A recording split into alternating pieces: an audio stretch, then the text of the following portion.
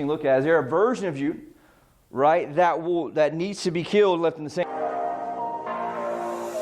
Hey, this is Blake Sloan. I've been selling real estate over 14 years. Our team of highly trained professionals, along with our unmatched marketing, has sold thousands of homes here in the Myrtle Beach area, and this is how we do it. Us in business, and it comes from Exodus. It talks about Moses. Anybody know that story about Moses in Exodus at all? Joe does talk to Joe about earlier, but it just talks about an example. It says, after Moses had grown up, he went out to where his own people were hard at work. He saw an Egyptian beating one of them. Moses looked around to see if anyone was watching. Then he killed the Egyptian, hid his body in the sand. Right? Which is a saying of what most people don't really know that he did that. But he went and saw his people being mistreated. Right? When he had to kill that Egyptian and then bury him in the sand. Pretty savage, right? A lot of times you have to ask yourself, is that something I do or something somebody would do? And the second part of that talks about when Moses went out the next day, he saw two Hebrews, who is also what he is in that scenario, technically, right? So, and it talks about, which is those would be his people. He went out to the man who had started the fight, asking, why are you beating up one of your own people? The man answered, who put you in charge and made you our judge? Are you planning to kill me just as you killed the Egyptian? A.k.a. the guy yesterday. You guys with me on that? So obviously, what's that make him think? I didn't think anybody saw me. He thought he looked around both ways, but realized that he did get seen, which obviously at that point is going to do what? Escalate by what?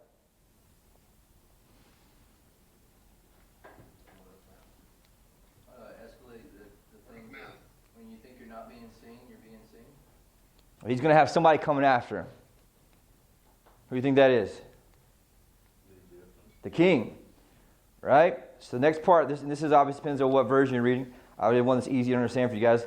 This frightened Moses because he was sure people must have found out what had happened. When the king heard what Moses had done, the king wanted to kill him. But Moses escaped and went to the land of Midian. Right? So what does that mean? He saw people being abused, right? They're abusing his people. Moses made a decision right there to kill those people, bury them, thought he got away with it. Then what happened? The king wanted to kill him. There's a long backstory behind him and the king as well. But the reality is he had to run to, obviously, the mountains is what you call it, right? And so what does that say right there? And it builds up, makes sense in a minute. Anybody familiar with this at all? Anybody know what happens next besides Joe? No? All right. I'm going to build on this. It makes big sense, right? So he went there. Gets to the part where it talks about, I'll get to the easiest part where you guys can see. The other part. First part there, right? Here it goes. God all of a sudden speaks to Moses in the next chapter, right? And it's going to make sense in a second, but one day Moses was taking care of the sheep and the goats of his father-in-law Jethro, the priest of Midian, and Moses decided to lead them across the desert into, I don't even say it, Sinai, the holy mountain. There was an angel of the Lord that appeared to him in front of a burning bush. Moses saw the bush was on fire, but it was not burning up. This is strange, he said to himself. I'll go over and see why the bush is not burning up. When the Lord saw Moses come near the bush, he called him by name, and Moses said, here I am. God replied, don't come closer. Take your sandals off the ground where you're standing by. I'm the God who was worshipped by your ancestors, Abraham, Isaac, and Jacob. Right? Long story short, at that point, the Lord tells Moses, what, Joe, you know, remember? He's the one that's going to lead his people outside of Egypt, right, to the Holy Land, right, from slavery where they had been enslaved. Does that make sense, you guys? Are you guys with me on this? So Moses sees people being abused. What's Moses do? Kills the man that's abusing his people, right? And then what's he have to do? He has to flee, right? Because why? He's being persecuted. People come after him and try to kill him, rightfully so in what he did. Right? And then all of a sudden, what do you find out? He's the God.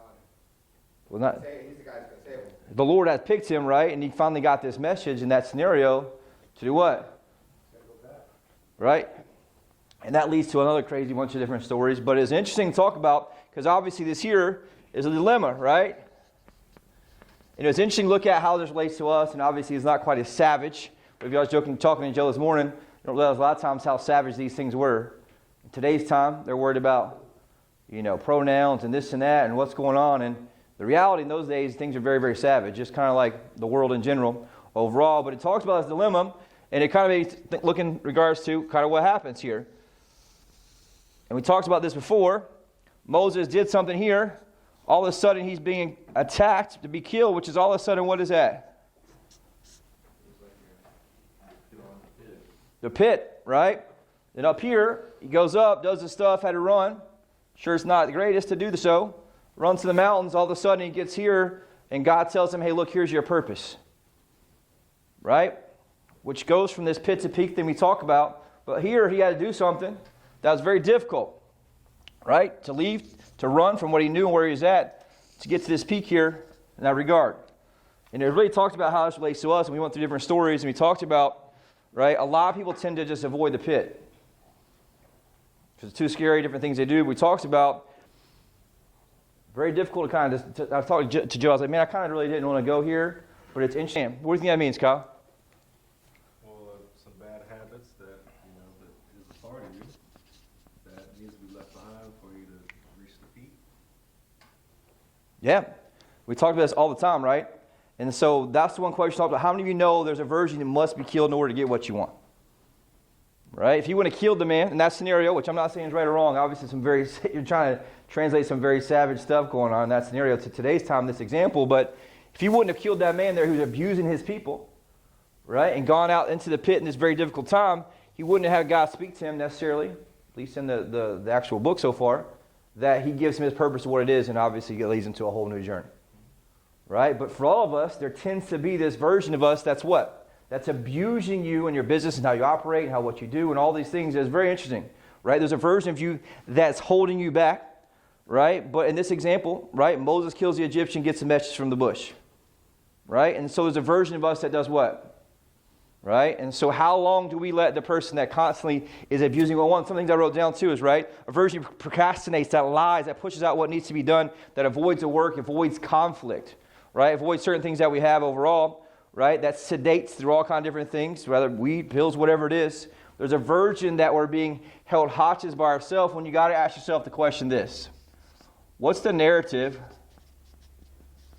that I tend to tell myself to give myself permission? What's the narrative I tend to tell myself to give myself permission to hold myself in that spot? We all do, right? Maybe think deep about it. I'm like, man, this happens a lot in real estate. Why? Because we all tend to know what to do. A lot of times we just don't do it. Or we relate and go right back to what? The old patterns that we're comfortable with. How we operated before, how we did. And that's one thing we talked about in my group. Is said, look, it's terrifying to look and notice sometimes that there's primal flaws in patterns in how we operate. Right? Primal flaws and patterns in how we operate. I talked to Alex yesterday, a message, and I got back. I was just observing, listening.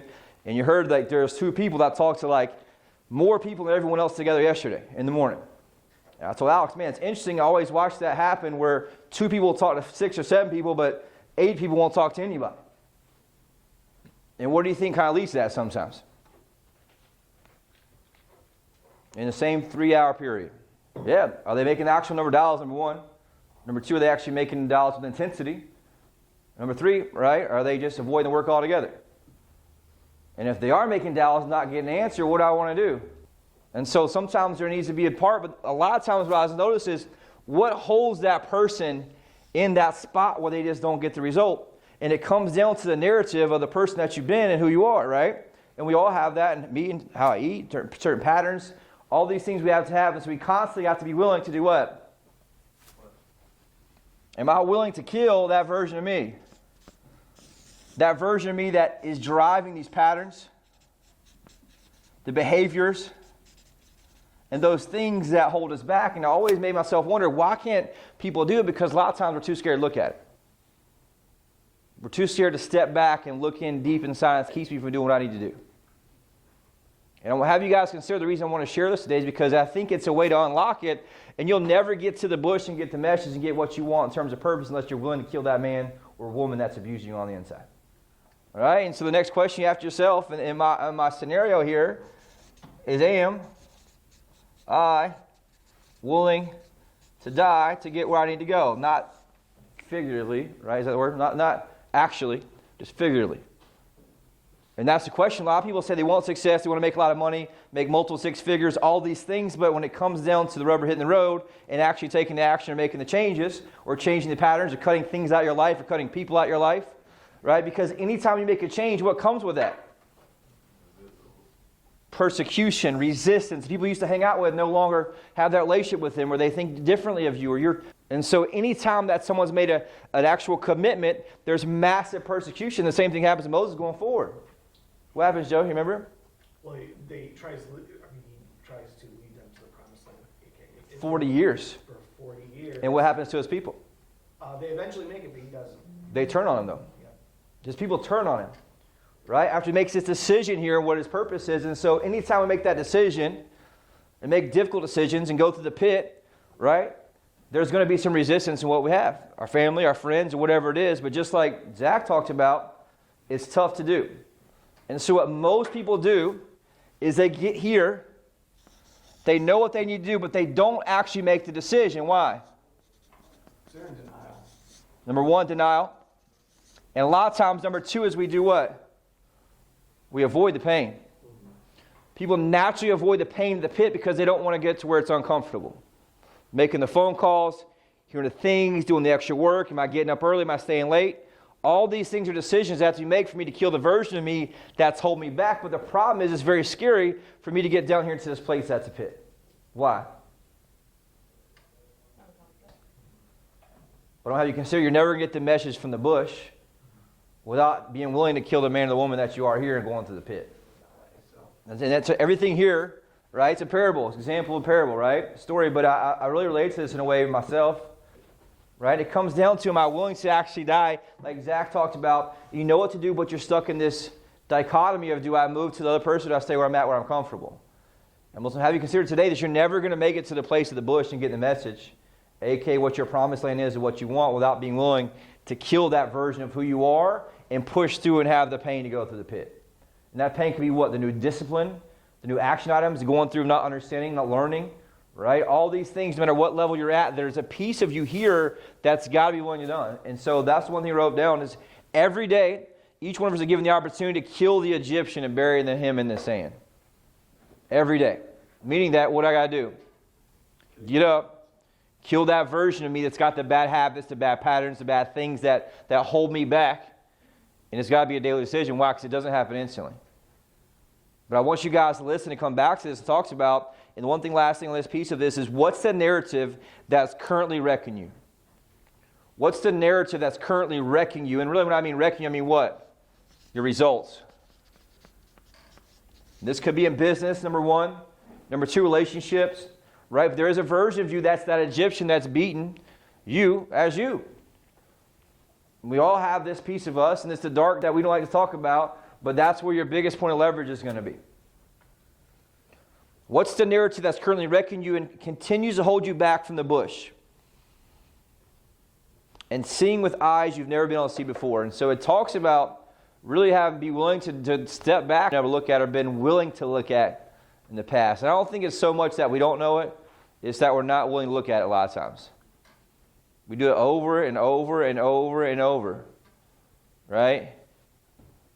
And it's just important to look at and understand in terms of what we do here overall. And the one thing I wrote down here I didn't get to, and we'll move on from this, right, is that if you avoid killing the man, you're going to contract and go into scarcity much of the time. Why? Because you know what you need to do here to that version of you, but what do? We let them live. We back down and we continue on our old patterns in all ways. And ultimately, it takes us back to a place of scarcity. And so I like to have the example, similar to what you're talking about, is either way, when you avoid that, you're going to have a pit. I'd much rather the pit that I choose and that I decide on versus the one that naturally fall in by avoiding the word. And so if I choose that and I plunge through here, the faster I come out of this, the higher my peak is, and the better I'm off in the long term.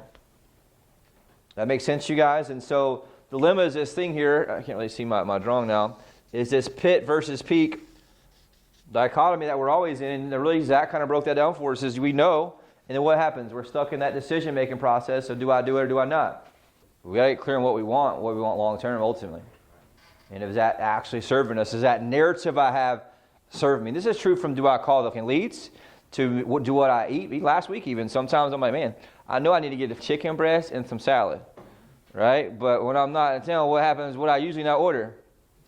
Chicken breast and salad. Why? You know, because that person to me still lives who makes that bad decision over and over and over again in that piece. And so we do the same thing at every level, but it's not until we wake up and have eyes to see. I want you guys to write that down. Eyes to see.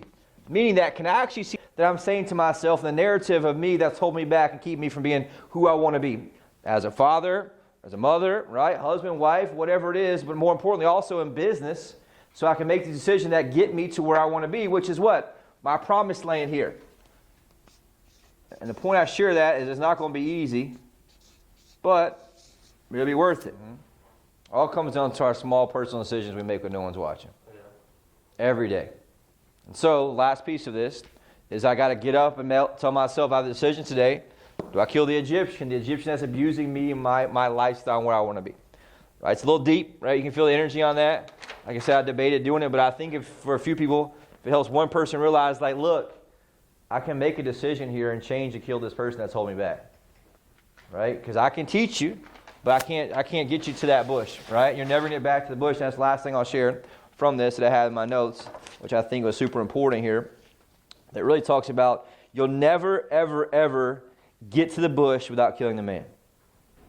Right? And so I got to realize that there's a version of me now that must be killed and left in the sand and buried. And so that's a key piece of what we got to do, be willing to do in that scenario. Right? A little deep, pretty quick though. Move on. What most people don't realize, if you do this right and are willing to do this, there's always going to be this peak and pit.